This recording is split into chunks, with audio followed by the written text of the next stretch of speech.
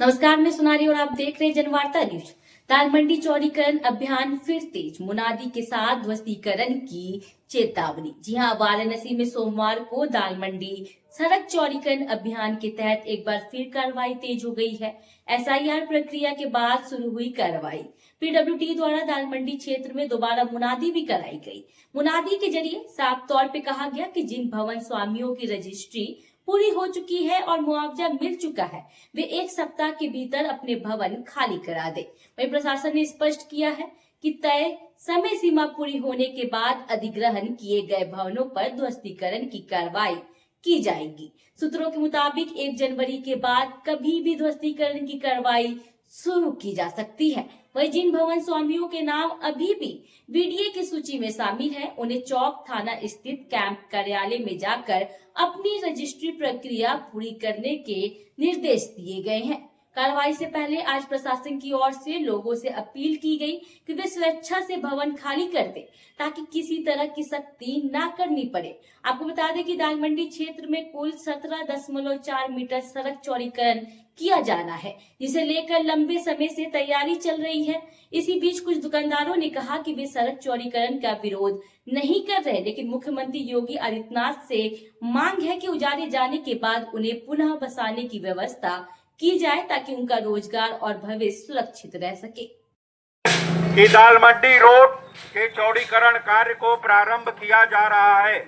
इस कार्य के अंतर्गत वर्तमान सड़क के मध्य से 8.7 मीटर एक ओर से तथा 8.7 मीटर दूसरी ओर से कुल मिलाकर लगभग 17.4 मीटर चौड़ाई के साथ नई सड़क का निर्माण किया जाएगा।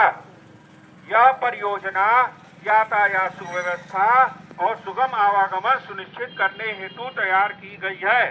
इस परियोजना से क्षेत्र में यातायात दबाव कम होगा, सड़कें अधिक सुरक्षित एवं व्यवस्थित होंगी और लोगों को दैनिक आवाजाही में सुविधा प्राप्त होगी।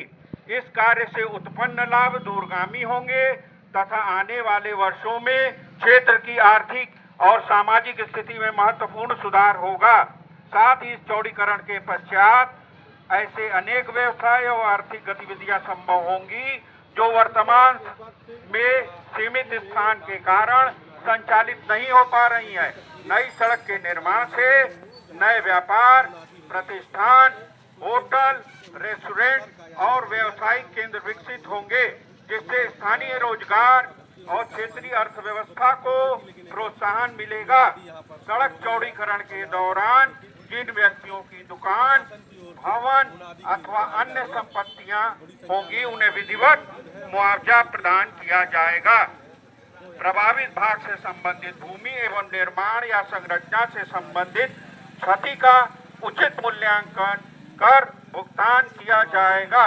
सभी प्रभावित व्यक्ति अपने स्वामित्व अथवा अधिकार संबंधी दस्तावेज लेकर चौक स्थित दाल मंडी मार्ग चौड़ीकरण परियोजना के शिविर में प्रस्तुत करें, ताकि उनके दस्तावेजों की जांच कर आवश्यक कार्रवाई की जा सके और उन्हें समय पर उनका प्रतिकर दिया जा सके। चौड़ीकरण का मकसद है, क्या कहना है? जब सरकार ने दोबारा दिया है, अब क्या प्रपोजल आया, हम लोग को तो किसी कुछ मालूम नहीं, तो दोबारा में क्या आया है? ये चाहे कि कुछ कम करके आएगा या फिर मुआवजे में बढ़ के आएगा, 2013 में आएगा, क्या कभी तो किसी को कुछ मालूम नहीं है, तो हम लोग क्या बात करेंगे?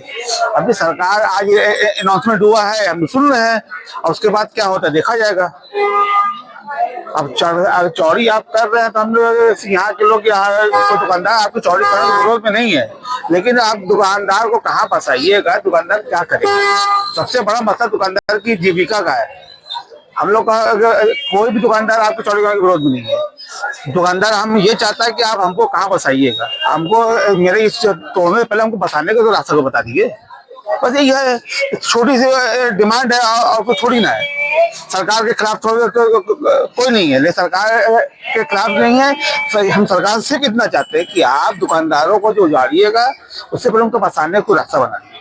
बस ये है सरकार से मेरी माननीय योगी यही एक वो है डिमांड है कि आप सरकार से कहें कि आप दुकानदारों को फंसाइए, क्योंकि एक दुकानदार के जो उजड़ेगा उसका 10 परिवार उजड़ेगा। अब यहाँ से वहाँ तक 3,000 दुकानदार, आप समझ रहे हैं, 50,000 लोगों के लिए दिक्कत आ जाएगी। हम बस यही कहेंगे कि आप दुकानदारों को फंसा दीजिए।